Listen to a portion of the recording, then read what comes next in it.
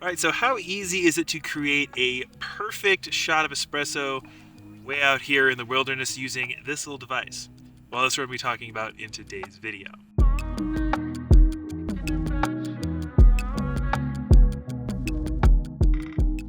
Hey, how's it going? This is Owen. I'm with CNET.com, and we have been testing out these pretty innovative coffee products from the brand Wacaco.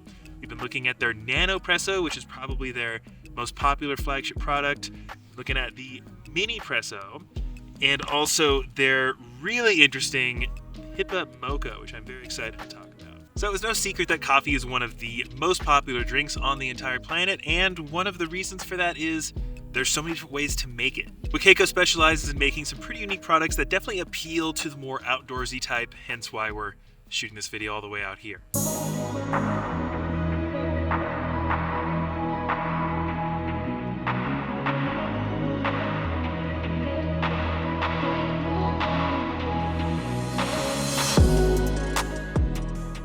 And we're going to be talking about the Nanopresso first. I mentioned that this is probably their most popular product, and it's really easy to see why. When I first took this thing out of the box, I expected it to come with some charging cables because pretty much every device, it seems like, needs to be charged, and if you somehow forget to charge it, you can't use it. But this thing is fully portable and fully manual. There's no electrical components at all, and it's actually fairly easy to use once you get the hang of it. Now, regular coffee is pretty easy to make at home. You can get a $20 French press and have a pretty decent cup of coffee in the morning. But if you actually want espresso, that can be somewhat challenging. Most of the time, if you want good espresso, you have to go to an actual coffee shop because espresso machines are generally pretty expensive, and even the ones you can get at home can sometimes be bulky and take up a ton of room on your countertop and be kind of intimidating to use. I actually have an espresso machine at home, and it took me a while to really get the hang of it. And with this guy, you can actually make espresso literally anywhere. So how it works is you just unscrew the top lid. It has a little capsule which you'll put the grounds in. You're going to want to tamp them down a decent amount like a regular shot of espresso. You fill the bottom part with water, you put it all together, you flip it over, and then you start pressing this little hand plunger right here. So according to Wacaco, this thing can produce up to 40 bars of pressure. And I don't really speak barista yet, but I know that more pressure is better when you're talking espresso. Now, I will say it was a bit finicky when I first started trying to use this thing to get a decent shot of espresso.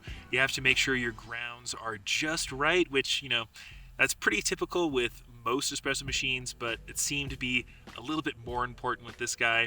And you have to make sure you're pressing the plunger very evenly and consistently for a decent amount of time to make sure you get your nice espresso shot. I obviously found it a bit easier to use at home as opposed to out in the wilderness, mostly because it's cold where I live, it's wintertime, and I could barely feel my fingers.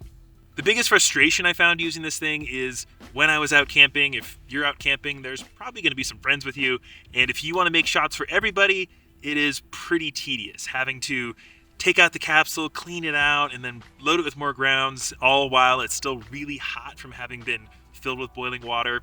It's just not the easiest thing in the world to do. Now, Wacaco does sell additional accessories for the Nanopresso, including a double shot accessory. I haven't been able to test it, but I really want to because being able to make 2 shots in one go with this thing would solve a lot of those issues for me. Now, in terms of the actual quality of the espresso you can get from the Nanopresso, I thought it was pretty solid. Obviously, I can make a better shot of espresso at home in my home espresso machine, and it's not going to compete with a coffee shop, but considering the portability and price of this thing, I don't think you'll be disappointed. Now, here's an important question. Do you want to use espresso pods, or do you not want to use espresso pods? So this is the Minipresso. It's another product from Wacaco, and it's virtually identical to the Nanopresso in how it works and how you actually create the shot of espresso, except it's only compatible with Nespresso pods. Now, if you're already kind of deep in the Nespresso ecosystem, you'll probably just want to get something like this because the pods are definitely easier to use. It makes the whole process cleaner. But me personally, I'm not a huge fan of espresso pods. One, because they're kind of expensive, and B, I don't really like the waste involved.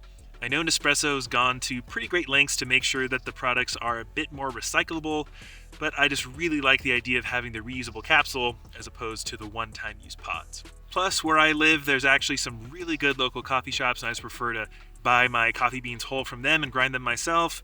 But if you are already an espresso fan, I think this will probably be the way to go.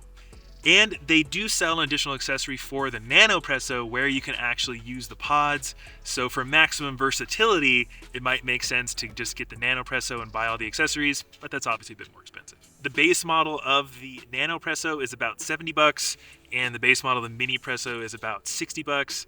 So again, if you're already a pod user, probably makes the most sense to go with this. But if you want the maximum versatility, you want to be able to buy accessories later on, then I would go with this. But that leads us to the third Wacaco product we got to test, and it's probably the one I would recommend to the vast majority of people, and that is this guy, the Pipamoka.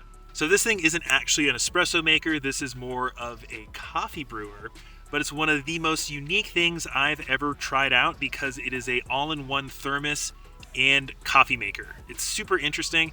Basically, you just pop the top here, you have this capsule that you fill with grounds. This is already filled with water. You have to fill it with water. And you drop it in.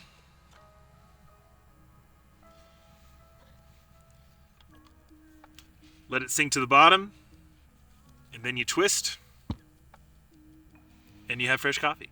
And while the primary use case for the Minipresso and the Nanopresso is for people out here camping or backpacking and stuff like that, but I could see people using the Pipamoka on a daily basis. Because essentially, if you just fill the capsule before you leave home and you have access to hot water, you can make a fresh cup of coffee literally any time that you want throughout your day. Now, me personally, I don't do much of anything before I've had at least one cup of coffee, and a lot of times I'll try and take some coffee to the office with me or wherever I'm going, and I'll put it in a thermos. And a lot of times after a couple of hours, the coffee still is warm, but it just doesn't taste as good anymore because it's not fresh. But that's kind of the cool part about the Pipamoka is that the coffee is as fresh as possible just whenever you want it. And while actually twisting the centerpiece out of the Pipamoka to brew the coffee is a little bit time consuming, it might not be everyone's favorite thing to do, I think it's more than worth the effort to have as fresh a coffee as possible. And in my testing of the Pipamoka, I didn't actually notice any sediment or muddiness of the coffee, which is something that I experience pretty regularly as a French press user. That's kind of a more muddy method to make coffee. But all the times I've brewed from this thing, it's been super clean, super fresh, and really tasty. Plus, if you don't even want to deal with the whole brewing thing, it still makes a pretty decent thermos on its own, and you can make cold brew with it even. It's just really multifunctional, which is something I really, really like about it. So while I think the Minipresso and the Nanopresso are really innovative products, I like using them generally, and the Nanopresso will definitely have a nice place in my backpacking kit. If I were to recommend any of these products to someone for daily use, it would absolutely be the Pipamoka. Plus, of the three Wacaco products we tested, the Pipamoka is actually the most affordable at about $50, and you're probably going to be spending somewhere around $25 to $30 on a Yeti thermos or something like that. And while this doesn't keep liquid cold or hot as long as something like that, it also brews coffee, so I think it's a pretty good value. So overall, these things were really fun to test out. I had some really delicious coffee, and again, if I had to recommend only one of these, it would probably be this Pipamoka.